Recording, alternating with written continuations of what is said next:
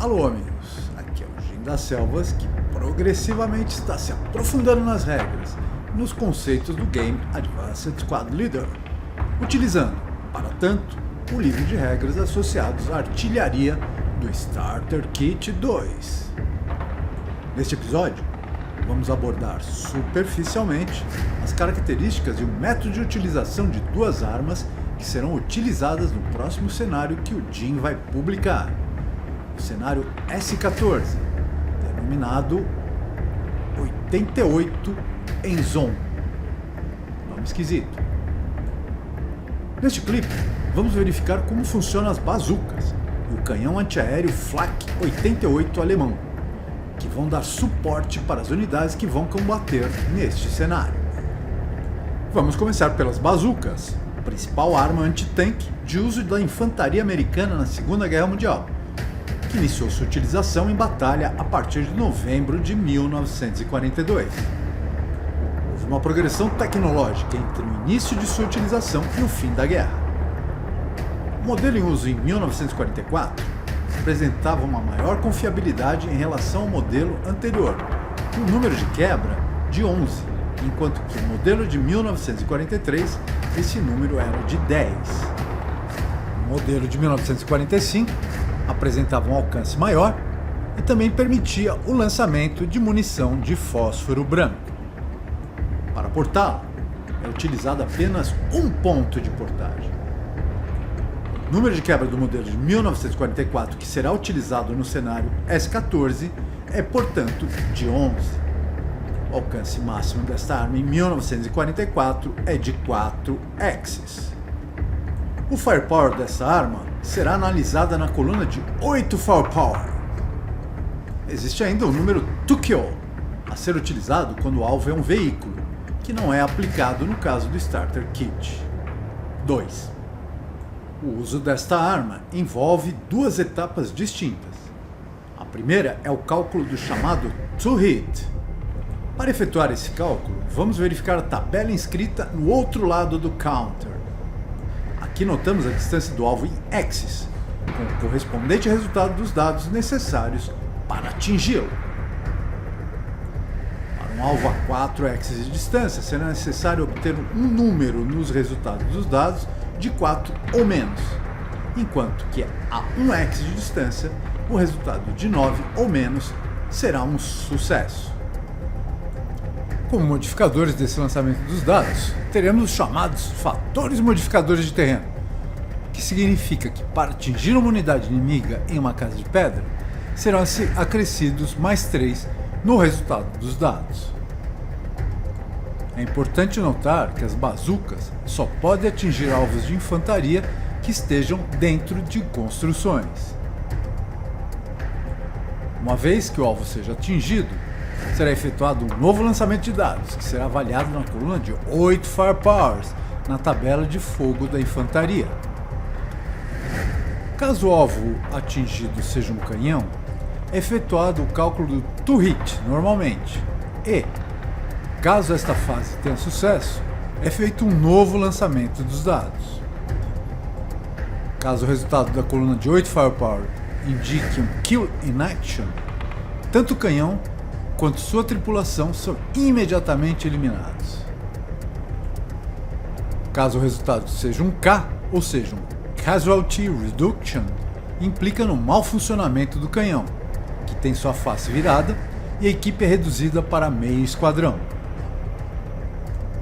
Os outros resultados possíveis vão repercutir apenas sobre a equipe do canhão.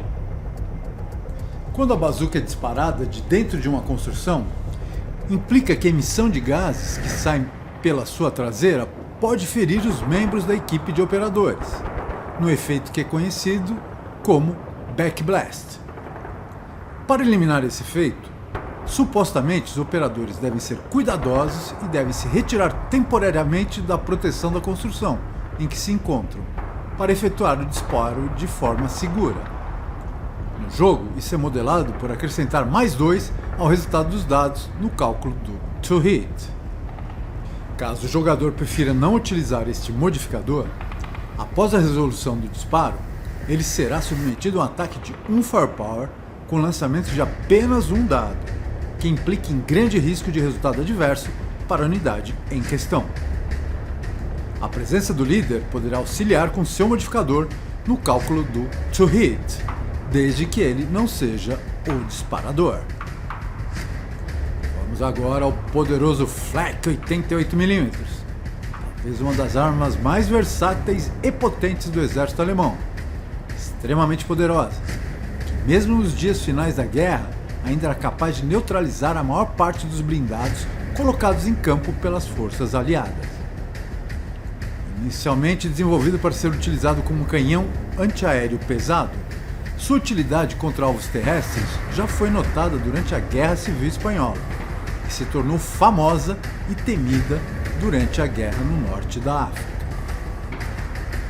Seu calibre de 88mm com L significando ser de cano longo, com vantagens em disparos a longa distância.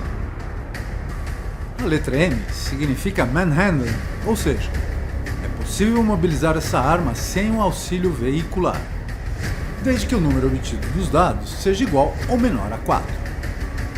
Em caso de sucesso, essa unidade poderá se movimentar por 1x, com o dobro do gasto que normalmente teria em Movement Factors para entrar no novo X. O círculo vermelho significa que este alvo é grande, com implicações no número to hit, quando outros canhões tentam atingi-lo.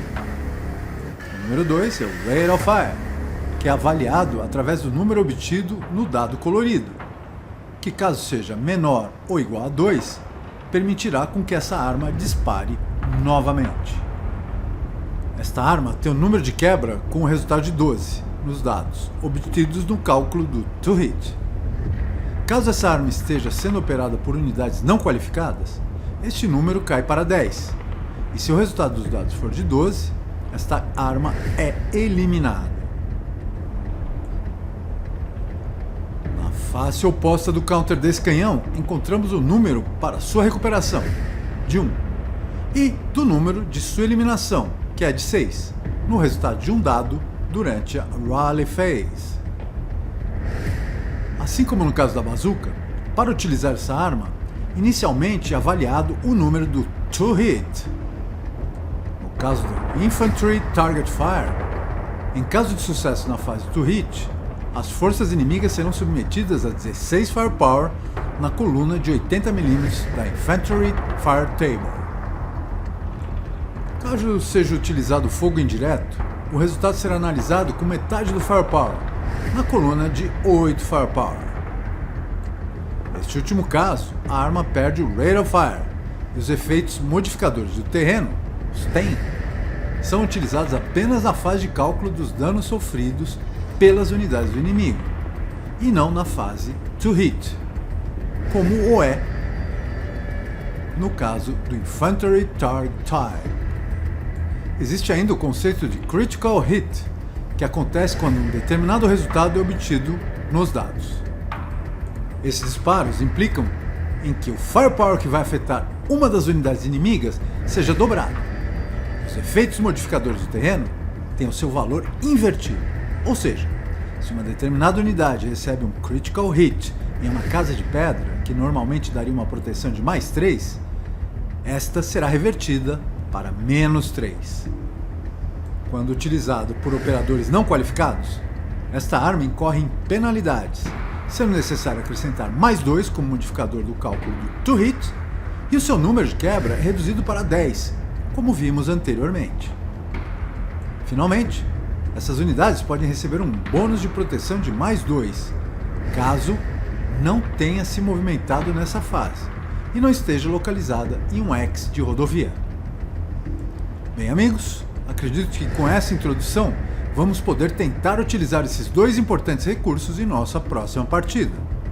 Clipe não esgota o assunto e várias dúvidas persistem, e certamente vamos encará-las durante o nosso próximo gameplay. Fiquem bem, fiquem seguros. Namastê!